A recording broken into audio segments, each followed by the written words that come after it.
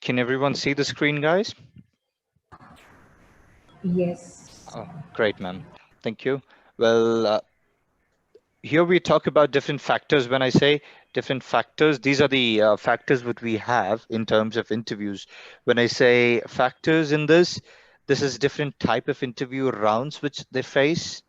When first round would be group discussion or one-on-one screening round, which would either be called as mock interview as well. What happens is the recruiters directly get in touch with the candidates, everyone whoever is interviewing it. They understand your skills. Is that matching to the job requirement? Only the skills what they check here. When I say skills, are you specialized in that particular field? What they are looking for the job actually. So that's criteria what they try to match. If that goes smooth, then they proceed to the next step where we talk about soft skills. Soft skills is basically in every interview they focus. It doesn't matter you get into a company which is international based or domestic based. That doesn't matter. In every interview they focus on a soft skills. What are the types of soft skills they focus on? The first thing is your discipline, the way you've dressed, the way you speak. When I say the way you speak, first thing when they understand is what is your tone, what is your level of communication. If you bring it up to your level of communication, when I say, if you get into an interview normally, you sit, you speak, you give your first step would be you give your introduction. Post introduction, what would be the next step? Anyone who have any idea here? Any students?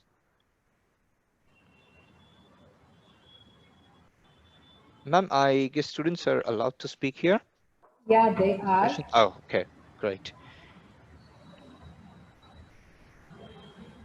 Well, but just before I go ahead, any random anyone who can give a small introduction here? Anyone who can volunteer? Uh, Sir, actually, they can chat on the chat box. They Okay. won't be able to speak here. Hello. Oh, okay. They don't have an access to speak? Correct, sir. Yes, sir. Okay, no problem then, no problem. Cool. So let's do one thing. Let's keep the volunteering option aside. So introduction, let me give a basic introduction when it comes in the interview. When I basically faced my interviews is I sit in the stretched way and the first question would be, tell me something about your profile or tell me something about yourself. The flow goes in this way. First would be, my name is Sufyan Khan, and I've completed my graduation into bachelor's, BSc into information and technology, post which I've completed certain certifications into so and so. I have done my certification into IT and the communication level skill sets as well. And when I say certification, this is just not the internal certification what I've done. I hold a complete international authorized certification into this. Following with that, I am skilled with some more technology wise what you're looking, what you're expecting for this job criteria. Let's say I am skilled into Python, I'm skilled into Linux as such. And then talking about my personal family background, my dad is a retired government employee and my mother is an homemaker. I have a sibling, my eldest sister. She's married and she is the program manager now in American Express. And my hobbies, when I talk about hobbies, I love working on the technical projects and basketball and a long ride in either in a car or in a bike. So that's it, something about myself. So this goes your introduction according to flow if people ask. But there are certain interviews where people skip the hobbies and the personal family background stuff. So that's just to interviewer themselves won't ask this. They'll just ask in directly with the questions like, brief me about your profile, what's there in the resume. These kind of questions will come across. So when you brief, initially when I was talking, the tone, the speed of communication, what I had, that holds the same command in the end as well. If you could observe, this is what the interviewer observes. They don't focus on what you speak more, they focus how you speak. Even if you give a wrong answer in full of confident level and in the same tone what you normally started your conversation with, the interviewer will think about selecting you even if the answer is wrong. That's because you have full of confidence. Which they need is proactiveness. The first parameter what they focus is proactiveness, which they definitely will think about it. And next step, when we come after introduction, what next? In the first round, when we talk about soft skills or HR screening round. HR screening round, after introduction, they brief you about the job role, what they are hiring you for. Let's say, for example, you're getting hired for an senior finance analyst role. And the HRs will brief you about the job, telling that the job location would be in Whitefield and the role would be finance analyst. You would be working as an individual team player. Individual team player is nothing but you are the only one person in the team. There's no other people who can work. So the first, the most important requirement what we have is we don't need anyone who take more leaves, because only one person in entire team. We need 24/7 support, and the shifts are rotational. There's no fixed shift. And third one, as a finance analyst, you would be working for XYZ client, and you would be working an entire database of the client as financial data. Every day you'll have to generate the report by EOD and send it across to the client. These are the responsibilities what you'll have to do, and these are the expectations what we have from you. So that's what the screening round is, basically HR round, first round, which comes in. That can happen either over a phone call or over a face-to-face interview. They'll call up in the company itself. Now, after understanding that it's again individual team players, one single person in entire team, the first question what I get in my mind is, what? I cannot take more leaves. Even though I have the leaves in my balance, I cannot take more leaves. Then I don't need this job because I can't survive, continue work without taking leaves. I do need some personal break. These are the questions which I get initially when they brief. So are these questions valid? Do we really think that what they basically tell in the screening round is going to really happen practically? No, because there are certain hidden factors which they don't brief. One moment. Yep. I guess I have the questions here. Strengths and weakness. Okay. We'll check strengths and weakness. We don't basically bring it up in introduction part, in your basic profile briefing part. That comes only randomly if the panel asks you a question. So if you directly give him an open book, then you have a free hand to penalize you more. If you tell him your strengths and weakness before him asking itself, the interview panel, the HR or the operations manager, whoever takes your interview, he have a complete control in his hand. And what basically interviewers do, that's what I don't recommend to. I recommend you should hold your interview control. How do we do that? I'll tell you in a while. The strengths and weakness question should come into a picture when they ask you, else you're not highlighting anything as such. Now, following with that, the interview rounds, what they brief you, that is nowhere the same picture what is there inside practically. The hidden factors, what they hide is but you have to ask proactively questions. Only then there are chances where the person can think you are good enough and you're smart enough and you fit in this position. That's how. There are two different type of ways when you ask the questions what they think. The first thinkings would be, yes, you are smart enough and you fit into this position. Second thinkings, you are over smart, you will push others behind, so we don't want you. These kind of thoughts will come into picture. The second thought, we don't give a chance for that. How do we do that? There's a way of asking questions too. So your proactiveness in a tone, everything should be the same, because after hearing the briefs about the job role, definitely you'll be nervous. Oh shit, this kind of job, I am getting into a hell. Then there is no point of me sitting here. When you open your mouth for a questions, your tone has gone down. That's the weakness what you give the command into the HR's hand. HR have the easy way to manipulate you however they want. All they need is, for example, it's basically a sales what the recruiters do. The first round, what happens, the recruiters do a sales. How you go to a customer's place or how on a call, how you sell a product, you give a brief description about the product. Anywhere a salesman tells you a negative aspect of the product? Anyone?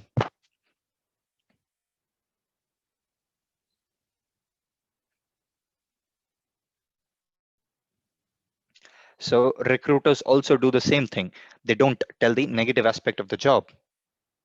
All they need is you to come inside, because recruiters are frontline for the HR team. What recruiters target is operations team, whichever project or process, what happens, they give the deadline. Within this much time, I need these many candidates inside. And criteria also will be there.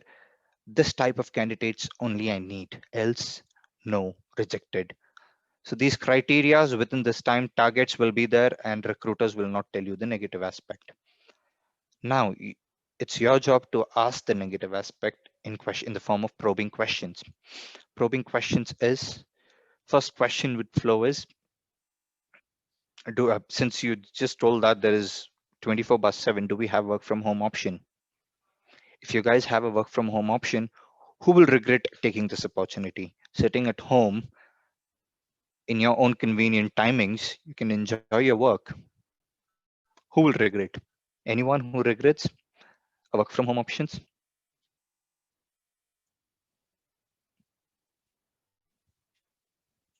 Point. And second question would flow is, if you ask 24/7 rotational shifts, what type of week offs do we have? Week offs in a week, 2 days is mandate in every company who hire for the international process. Doesn't matter you are in a finance analyst, you are in a manager role, you are in a technical analyst or whatever. 34/7, that doesn't come as 34, that comes as 24/7. 24/7 is nothing but you have to be available in a week all the days.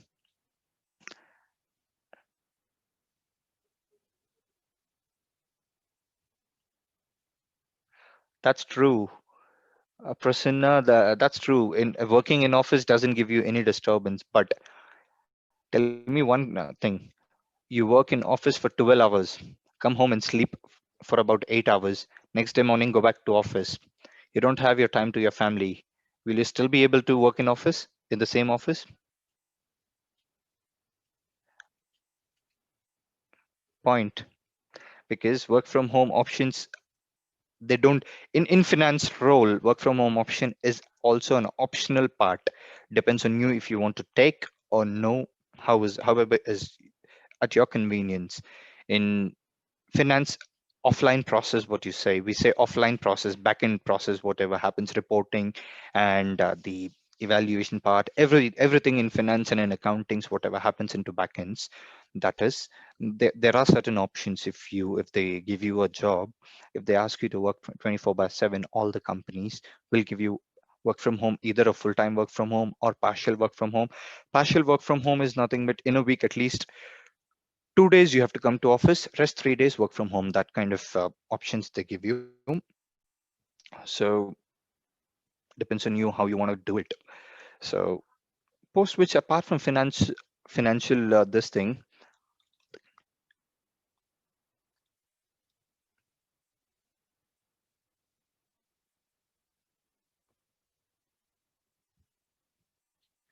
well, all the companies don't have the work from home, that's true.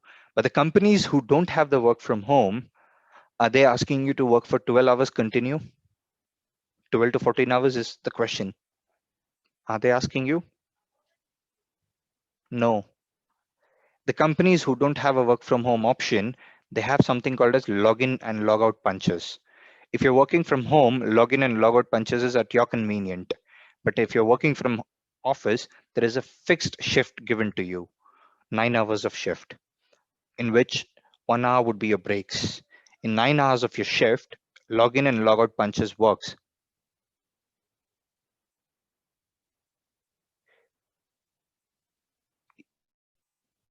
Yes, working hours is 9 hours in home, but the smart work, what they play is work from home is 9 hours, but in office, if you work, that is also the same time, but rest of the time they cover, you cover in the traveling is around 2 hours or 3 hours max you cover in traveling. Your office facilities would tell you to work from home and give us 12 hours. They consume your traveling hours as well. Which is best, working from home or working from office now, if they consume your traveling hours as well?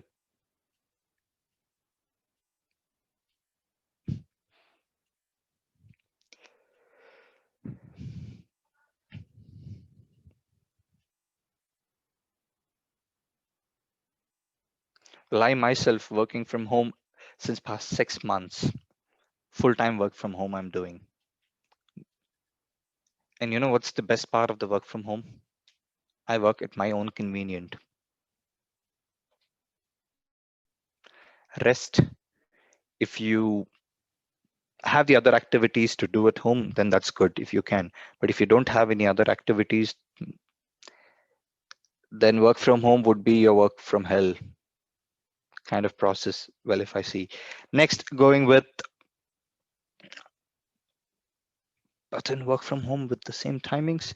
Same timings will never flow in work from home, to be frank, because work from office, the task what you're doing, they doesn't matter if you complete your task or if you don't complete.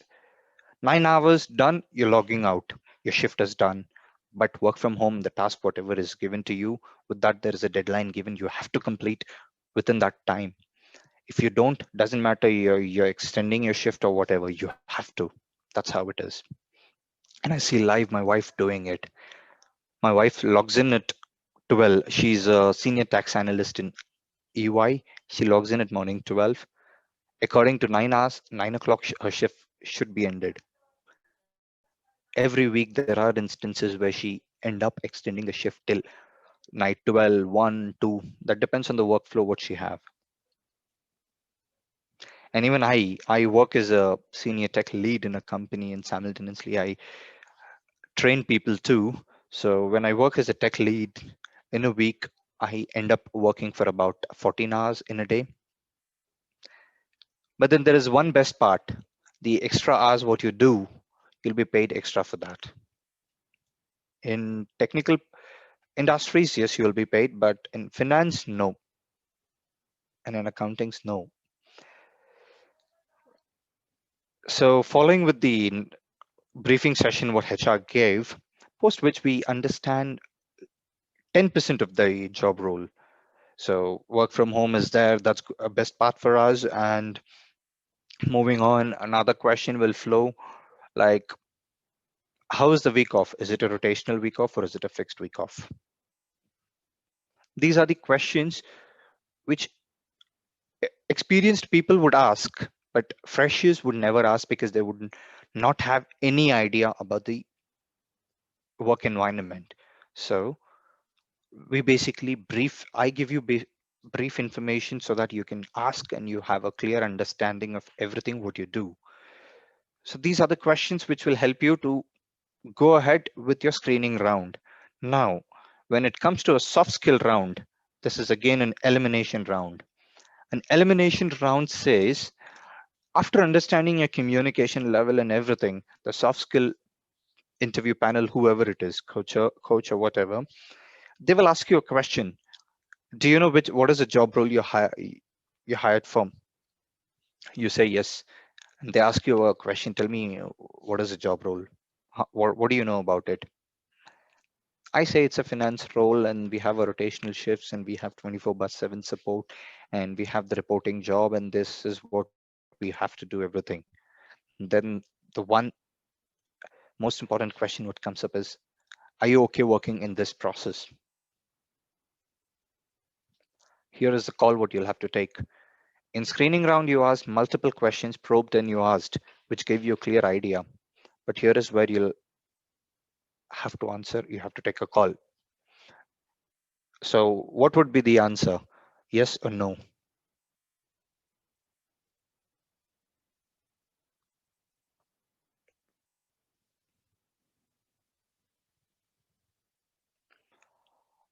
Can anyone tell me the answer, please? Okay, if your answer is yes, who's this? Okay, let me ask you this. Let's say, for example, I'll give you a joining tomorrow, the first day. I'll ask you to work, excuse me. I'll ask you to log in at morning 11 a.m. and I'll give you some set of reports. You'll start your work. You'll have your trainer working with you initially for a week. So your trainer will guide you. So for example, tomorrow your trainer doesn't give you half an hour of your break out of 1 hour. 1 hour is a mandate break in every company what they give. That's divided into three breaks, 15, 15, and then 30. So let's say I don't give you 15, 15, two breaks. Only half an hour for lunch I'll give you.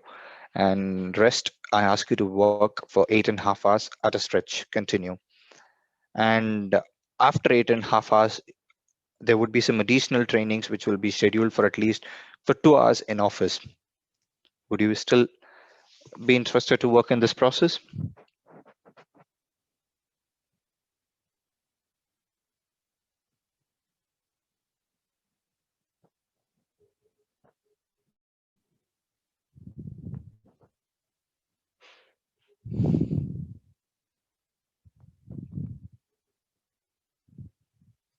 That's where we lack. What is the interview panel? I asked, I being an interview soft skill coach, I asked this question, but what is that I'm trying to understand? This is a stability question. Basically, practically, this doesn't happen. Okay, because even the person who's taking your interview is a human. Even that person have gone through the stage. That person understands, so that person doesn't give this kind of situations for you. But why is this question coming into the picture? To understand your stability. If I give you this kind of situation, will you stay back or will you say no? Your answer would be yes or no. If your answer is no, then and there you're rejected. If your answer is yes, or if your answer comes as like something like this, which says initially it would be a little bit tough, but then later we would be practiced. This kind of answers, we call it as diplomatic answers. So yes, these kind of answers would help you a lot to get selected. If you say yes also, would be a 50-50 chance of getting selected, but diplomatic answers, yes, because the person is trying to understand how smart you are and are you stable enough. That's the stability, one such glimpse what they ask you in the soft skill round. Moving on to aptitude and the process round. What is the aptitude and process round? Let's say first, let me pick it up, aptitude. What is aptitude? Anyone who have attempted any company's aptitude so far? Can anyone tell me in the chat box?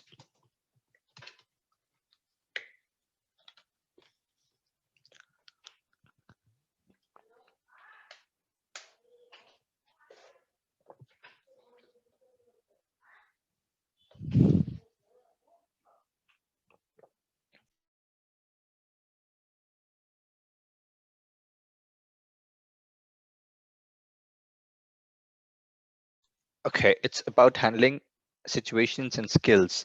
You've attended in Concentrix, great. So what are the topics you cover in the aptitude? Any idea?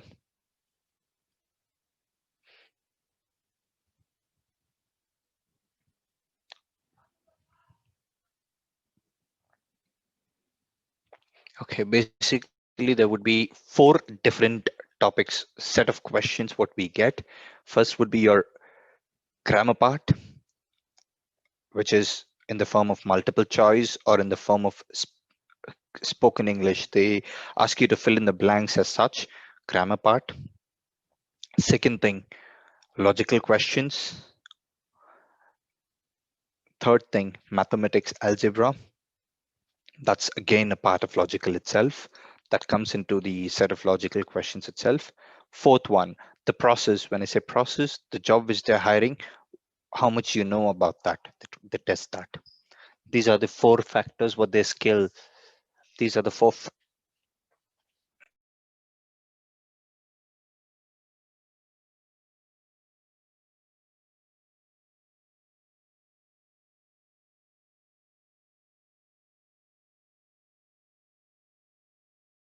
out of these 4 factors, which is the easiest one you would say? Anyone who found easy in the Concentrix or in the other companies?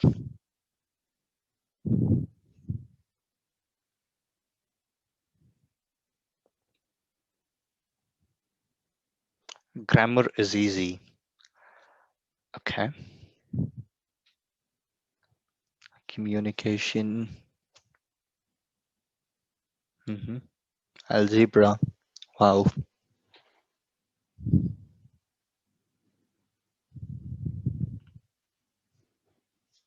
Good. Okay. When I say communication and the grammar part, yes, that's easy because you study the grammar part from your first standard in your schoolings. That's pretty easy. And when I talk about algebra, that's also easy as long as your mind is creative. When I say creative, the questions what you see,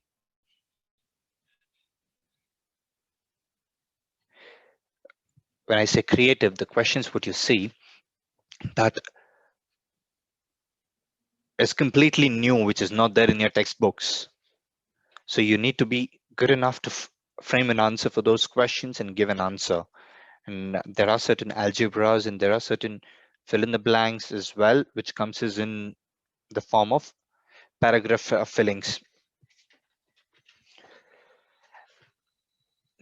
Logical reasoning in facing interview. Logical reasoning is, again, they test your presence of your mind. So in the logical questions, they give you the live experience scenarios where you would be able to give your best, and they will definitely filter. There is an option which they filter is the best. And every time what you write in aptitude, what you do is the best part of the aptitude clearing would be not the textbooks what you learn. The Google is the best research field, because the answers for the aptitude questions what you find is in the Google. Process interview, when we talk about process interview, it's basically more about your subject, which is a skill set you're getting selected for. What is the job role you're shortlisted for? Your HR has already asked you, given you a brief screening round about the job role, but about the job role, after understanding that, you have to prepare the technical part of the interview, technical part of your process. Here the interview panel who comes, they'll have a set of questions what they ask you. For example, I am the interviewer. I come to take an interview of a student, telling, after seeing your resume, before I come to you, I'll get your resume, because HR will shortlist you and the soft skill interviewer will shortlist you. They will share your resume to me, and after seeing your resume, they will schedule your interview with me. So I will see your resume and I will decide one thing. I have to ask you about 10 questions about the process, and I'll come to you and I'll ask you all the 10 questions. But the factor what here happens is, depends on you. You can still hold a control of the 10 questions in your hand. How? First thing you need to understand is, the interviewer come, sit, and he'll ask you introduction part. Elaborate the introduction part. Introduce yourself in an elaborated way. When I say elaborated way, give something more attractive skills which you have in your resume in an elaborated way, so which matches to the current requirement as well. Because normally if you say that finance analyst role, I've completed my MBA in finance and I've completed my additional certification in finance, that doesn't give him a chance, that doesn't give you a chance to take a control. That gives him a chance to take a control of the entire interview. You have to take a control of the interview. The way how you take is, reduce his number of questions. He have decided to ask you 10 questions. Reduce that into 2 or 3 or max to max 4 or 5. How do we do that? The process of doing that is, all you need to do is, first 1 or 2 random questions what he asks, make sure even a one-liner answer also you give an elaborated way, so that the 1 minute answer also should take at least 3 to 4 minutes. That consumes 50% of the interview timings, so that the questions reduces over there. And next, talking about the operations round and the final round.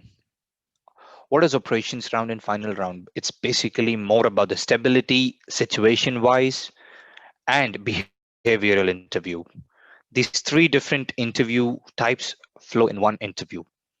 Stability, as I told you, in soft skills, they give you a life situations. I'll put you in this kind of tough situation. What would be your reaction? And stability is also the same. Depending on your reaction, they filter your stabilities. And moving on to that, behavioral, how you sit, how you talk. The first thing, discipline, the dressed way.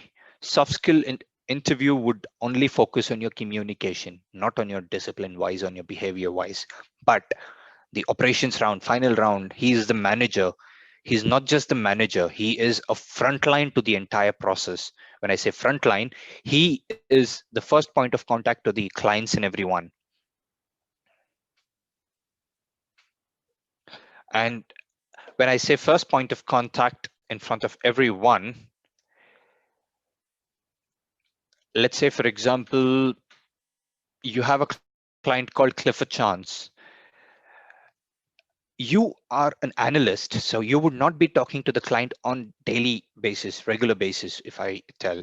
But the manager have to communicate to the client on regular basis to give an update what regular basis reports are going on actually.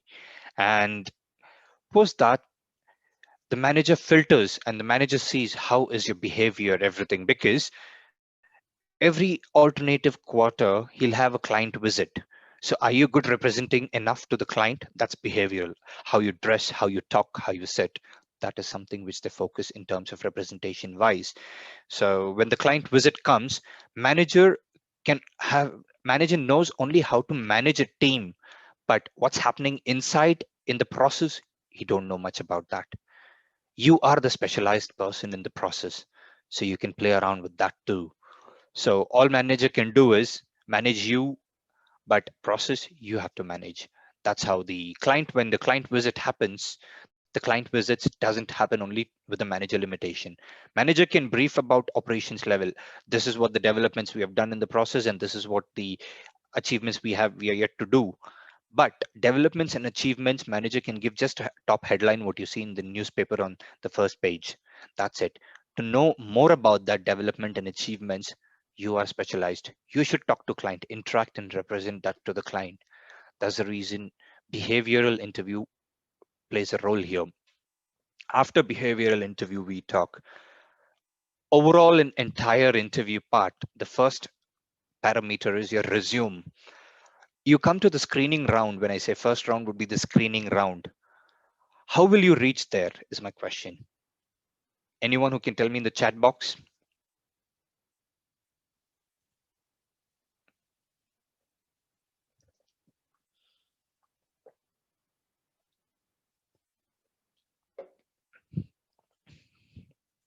let me put this in an easier way. Not by the demo. Screening round is nothing but the first round of your interview. First round of your interview is how do you apply and how do you get the first round of interview selection? How do you get shortlisted for the first round? Anyone?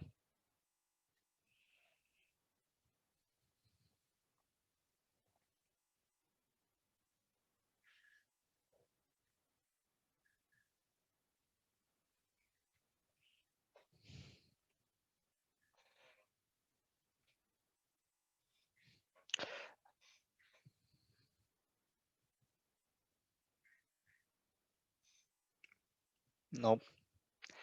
The first round, I mean, the aptitude comes into second part after your soft skills or before your soft skills. That's your process round. After screening round, the aptitude comes. Nope. You have your resume in your hand. Okay. You send out to few companies. Will those companies, let's say, for example, you send your resume to 10 companies total. Okay. Out of 10, how many companies will call you for the first round? Any guesses? Okay. 5, 6. Great. Okay. People who say more than 5, can you tell me why will they even think of calling you for the first round?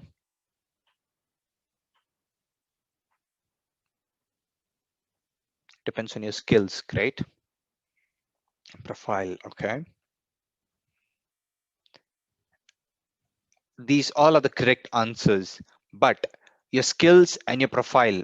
You send me a resume. I'm a company. You send me a resume. I'll see your resume. How will I understand about your skills and your profile? Because in your resume, whatever you tell, let's say, for example, you tell I am a Linux certified.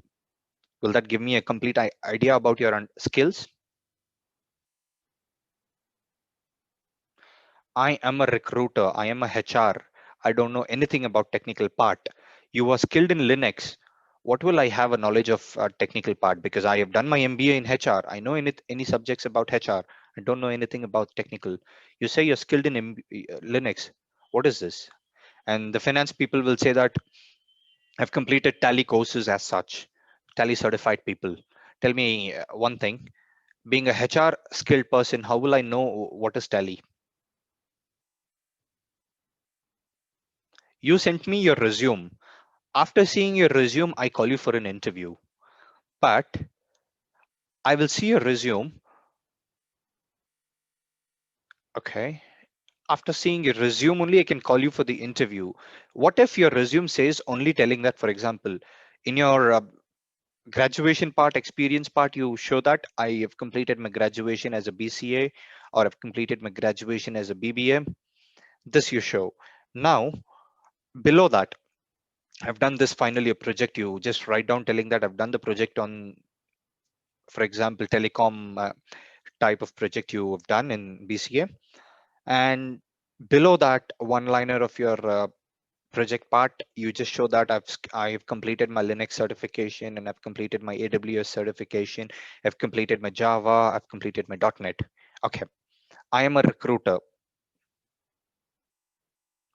No, we shouldn't give them a proper proof of that in your resume, because resume part is the first part. After seeing your resume only, they will call you for the first round. They don't know who you are. After seeing your resume, they will get to know first.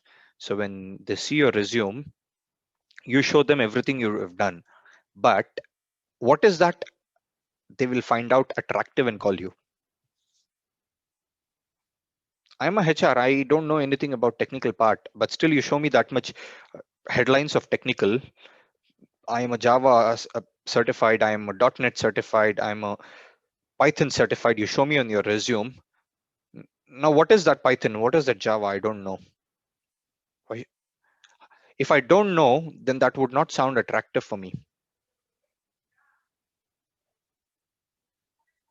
The question here is, what is that the interviewer require actually? Why is that interviewer rejecting you after seeing your resume?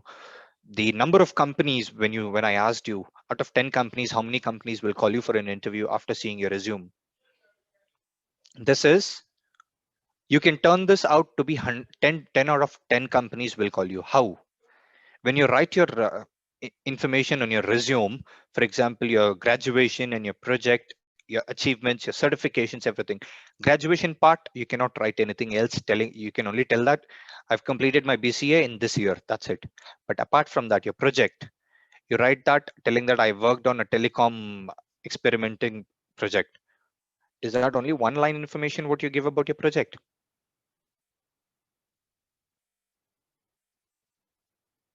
Within something related to that company? No. A fresher who shows that something related to that company, experienced people, if they show that I am experienced in this, everything what you have, that is the same thing, yes, they can show that I'm experienced in something which is matching to the company. But freshers, what is that they look? Attaching experience letter, not in resume. In resume, positive attitude, leadership, like stuffs, everything, that's everything one word what you're writing. You tell that, okay, I have a positive attitude, I will tell you. But can you imagine what is my positive attitude? Only by seeing my resume. Marks, you have a marks which is given in your exams, but what is there in your textbooks, that's there in your exams, but not in the company. Companies, softwares and the tools are everything automated. What you've learned is manual part. Here all you have to do is what you have learned, show them that. When I say show them that, don't just give the one line answer telling that I am certified with Java, I've certified with .NET. No, all you have to give them is, in Java, these are the factors I've completed. When you give them one-liner answer also, in one-liner part also in your resume, don't give that as a headline, give that as a paragraph. When I say paragraph, I am an illiterate person in technical part. All I know is HR part, what is HR and how is HR responsibilities. When you showcase that I've completed my Tally course in finance, or I've completed my IT course, I've completed this, make sure elaborate a little bit like a paragraph in a lame language, so that at least one line headline what you're showing, at least give some two-line definition of that, one or two-liner definition. What is that actually? So that me as a HR, I can understand what is that and I can match to the current criteria what I have, and I can call you for an interview. Will that still be the same number, 2 or 3 or 5 out of 10, or will that increase your numbers?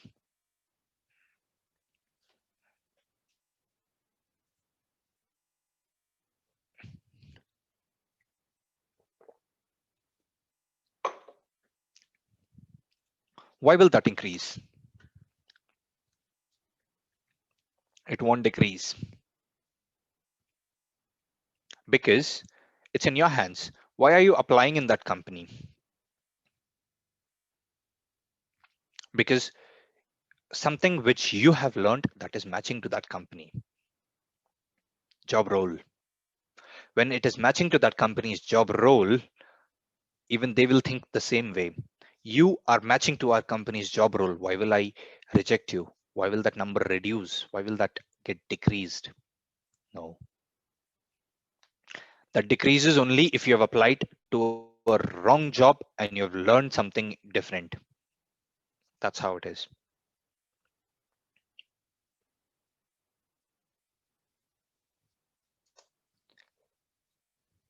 They get a clear idea. Yes, they should get a clear idea. Why should they get a clear idea? Because that attracts them more about you. Because now you don't see me and I don't see you.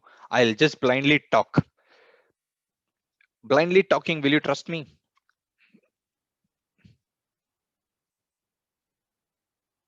Anyone? Without showing my face, if I talk to you, will you? No. Okay. In interview panel, interview HR, when HR is seeing your resume, do you expect all the HRs should see everyone's faces when you are representing yourself before they could call you an interview? Even they have no time much. They don't have much time. Even they have a target. Within the target, they should complete it. So first, they should see the resumes. Only if the resume is attractive, they will call you for an interview. Out of 10 resumes, what they find, what they get in a day, they shortlist 1 or 2 people. And you should be a part of that 1 or 2 people.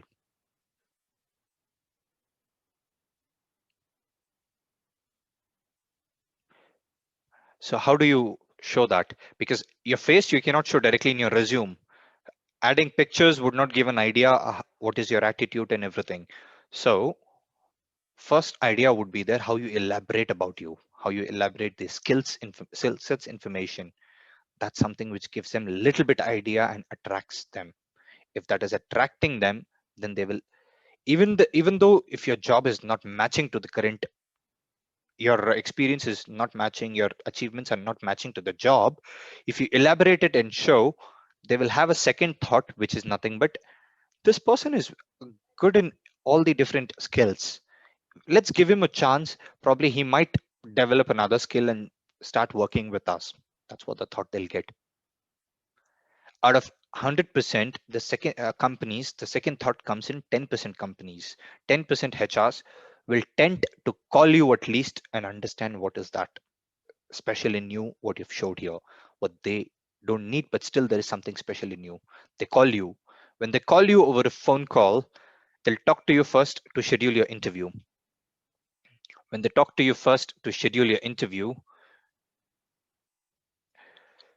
you'll have to give them the same elaborated information to them so that they can call you for an interview. When I say elaborated information, the resume shows only one line, headline, and the definition of that. But here you have to elaborate more like a paragraph. That's how you do. So I guess that's something which we've learned today, and that's it for now. I'll leave it over Prem further. Prem, do we have anything else?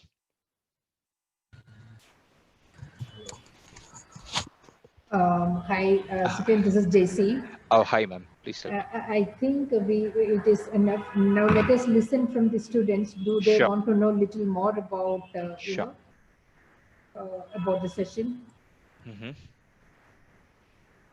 Sure, ma'am.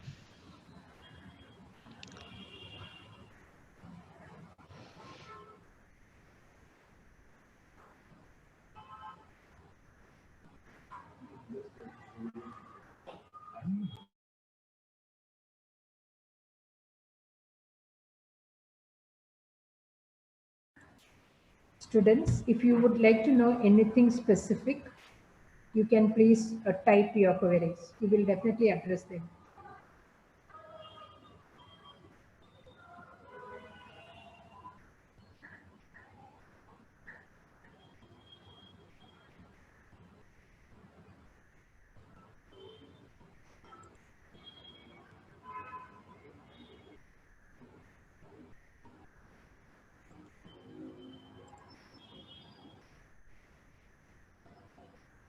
I think there is a long silence. So does it mean that you do not have any questions to be asked?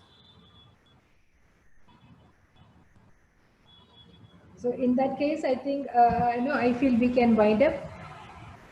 There is one question, ma'am. Okay. The best way to crack an interview. Okay. Which stream are you into? Vignesh. BCA. Okay. The best way to crack an interview is you studying in your college gives you a best knowledge of your technology, what you're into. So apart from that, you need to hold your elaboration way with the way you convince. Let's assume you are a salesperson. You're selling your product. Your product is nothing but you're selling your own knowledge. So how do you sell that? How do you convince me? Be representative in a way that you convince me. I need to buy your knowledge.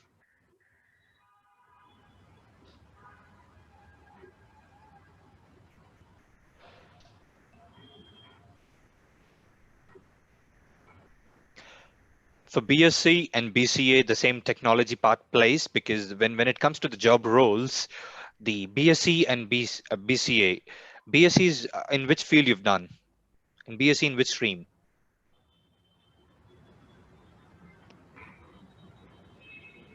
Is it Farah Fatima? Yes. BSc in which stream, Farah? Well, Vignesh, speaking positives, no. Speaking positives always will not help you in interviews because nobody is perfect. Every person have one or the other negative side, right? So all you need to do is when you talk about positives, tell them one of your negative side as well. But the negative side, what you tell them, make sure you hold a complete control of that negative side. You'll have the good enough answers to proactive answers to give, which comes on your negative side questions. And CZMB, okay. For the job rules would remain the same. The interview part would remain the same. All you do is, it doesn't matter BCA, BSc or BBA, everything. The difference in your interview part in every stream is only your process round and your aptitude. These two have a difference only. When I say these two difference, in few interviews you don't have aptitude, they directly take you to a process round. So you should be strong enough in your process what you're applying for.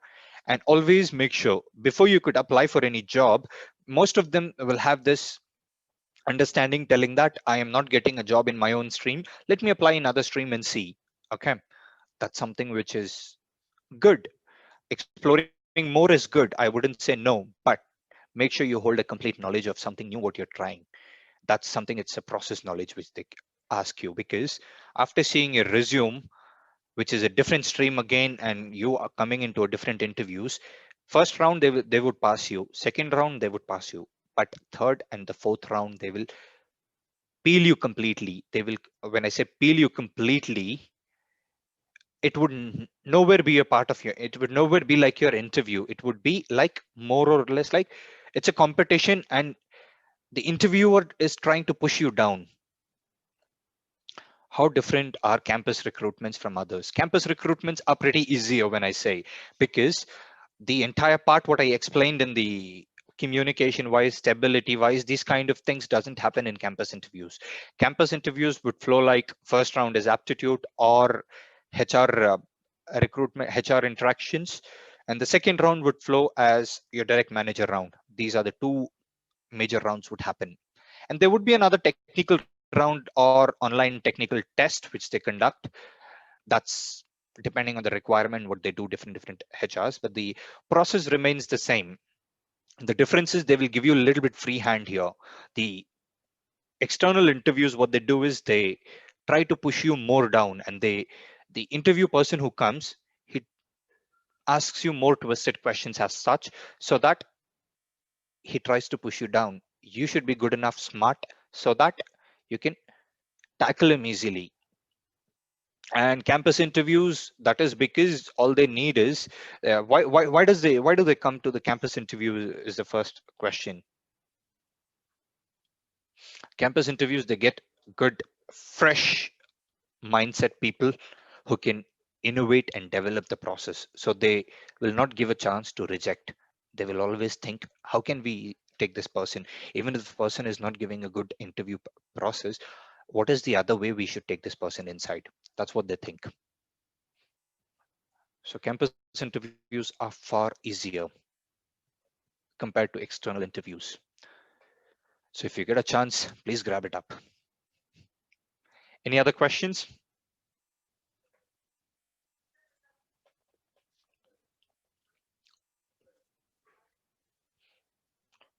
If you have multiple offers in hand, what should the acceptance of offer depend upon? Okay.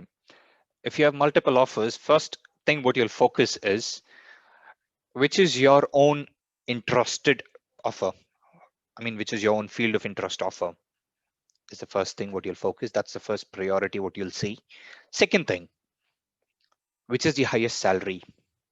After your field of interest, highest salary will follow, because field, if you choose the job which is not a field of your interest, even if that job gives you a highest salary, very next day of the job you will say that I did a very big mistake. That should never come in your mind. So first thing, make sure you go for a field of interested job. Doesn't matter BPO or core companies, depends on your skill sets wherever you want to apply. BPO, when you get inside, even a BPO person can come into a core. Probably if you guys don't have an idea of that, let me tell you. I am going in a company as a BPO associate, BPO agent. In the same company, there would be another backend team, core team who works. Okay. After completing 1 year or 18 months of locking period in a company, I can apply for a promotion or I can apply for a lateral movement to that particular core team. So that's how the process everywhere happens. So BPO or core, I don't gauge in that. Both are the same. For entry levels, both are the same. Doesn't matter which is good. In BPO, you get to learn more how to interact and how to virtually work. And in core, you get to learn more how to work enhanced practices when it comes about technical stuff or finance stuffs, whatever. You get to learn more about the process in your core. And in BPO, you get to learn more about different cultures first. If one is planning to complete PG and enter into the work field after that, how should he or she respond to the campus interviews at UG?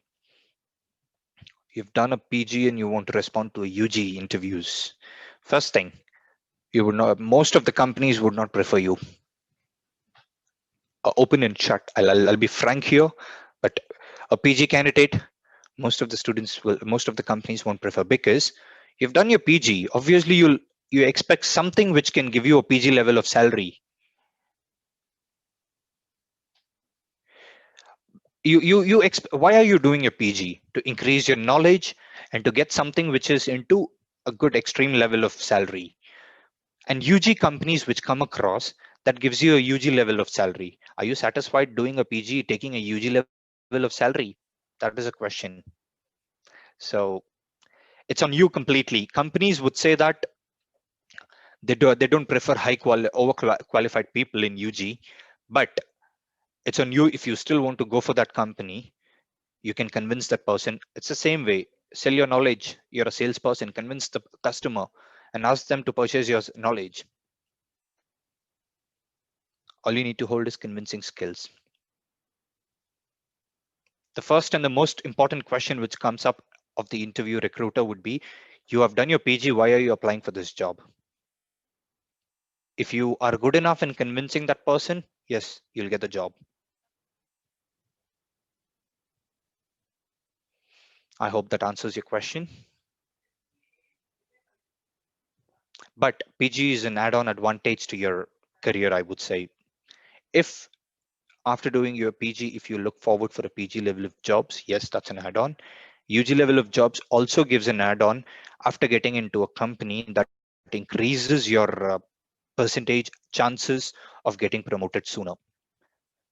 So inside the UG level company, if you go, that increases your chances of getting promoted earlier.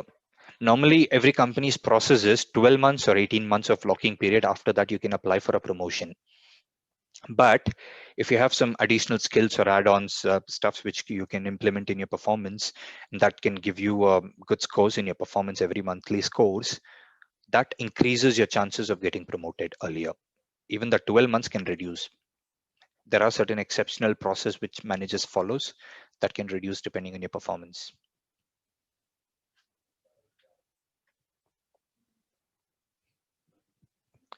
I hope that answers your question. I want to make my PG and also time after UG.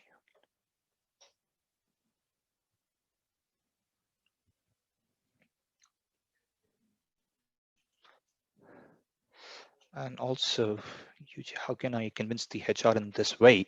Okay, first question, PG, how are you trying to do? Arpita, right?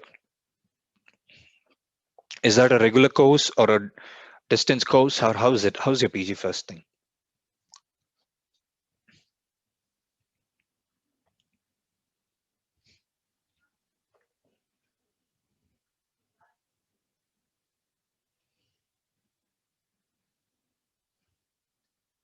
Regular course. Okay. Excuse me. Okay, in your regular course, how are you going to manage your studies and your work together? Your work would be in a day, at least you have to give 9 hours. How will you give your 9 hours?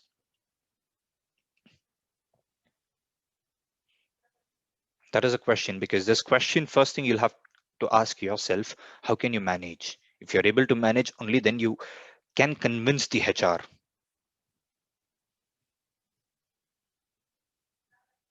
As a part-time, yes, you can. Most of the companies hire as a part-time, but can't promise it's your own field of interest or no.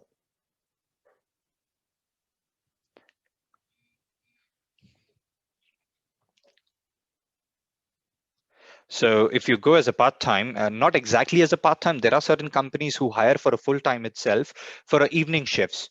So when you go for a evening shifts, on morning hours, you can complete your graduation, PG, whatever you choose. And in evening hours, you can complete your office hours. But there are very less companies who give you this kind of option, fixed shift as a evening shift. And normal companies also offer, but how you convince is the question, because you show something good in you, something which is best in you, which in the market nobody else have, so that the HR hires you. And after getting insight, you can convince your manager, telling that, can you give me a fixed shift for this much of time, because I'm doing a PG. So if your manager is good enough, understandable, he will give you. That also happens in some companies. All depends on your manager, how you bond up with your manager. You're welcome. Any other questions?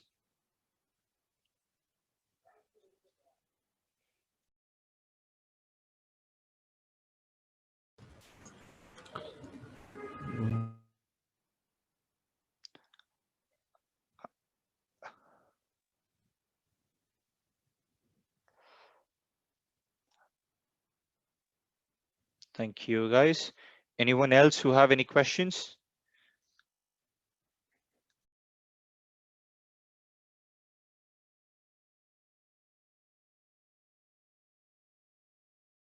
Okay. Yes, it's Yashaswini, right? Yes. Arpita. Is there any contract or agreement before joining? Depends on which company you apply and depends on the company's process. Most of the company don't give you a contract, but few give you. That's internal company's process. Contract or agreement would be either for 14 months or for 21 months or for 2 years. This is what the process. Can we do the can we do work from home for we doing? Yes, you can do a work from home provided. Which stream are you in from? Who's this? Chinmaya, which stream? BCom. Yes.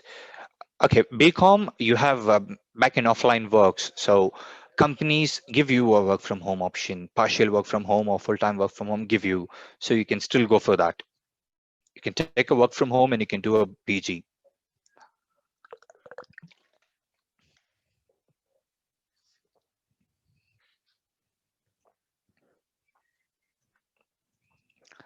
Few companies will penalize you.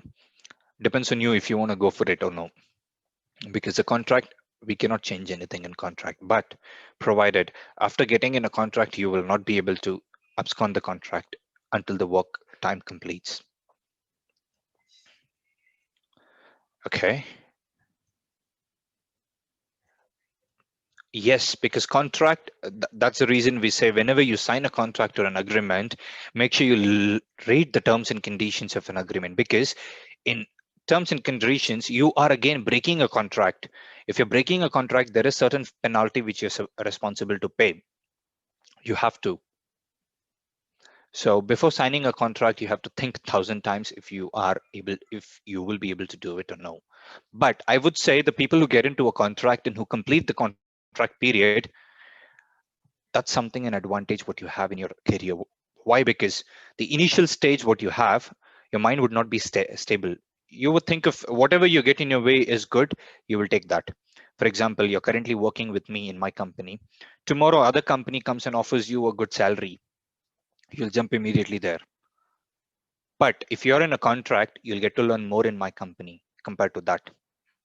After learning more, tomorrow, double than the other salary what the other company was giving you, you can look forward for that after completing my contract. So those are all the chances will be there. So I wouldn't recommend after signing a contract to quit the company. No. You want to continue your studies? You can after completing your contract, because your contract experience, whatever you have, that will give an add-on to your future stuffs. You can showcase telling that I worked for 1 year or 2 years in this company. Then I started studying my PG or my master's as such. That will give you more advantage in your resume. Attractiveness, we could say. Because after getting you into a work environment, again, you thought of increasing your knowledge and going back to studies. And now you're coming back.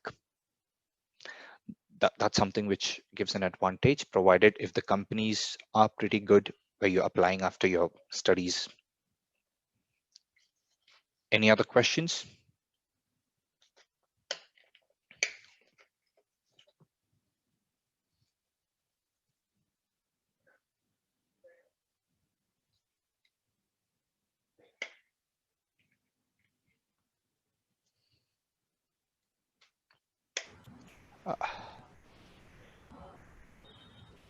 I think we are Yes. done with the Sure, ma'am. questions.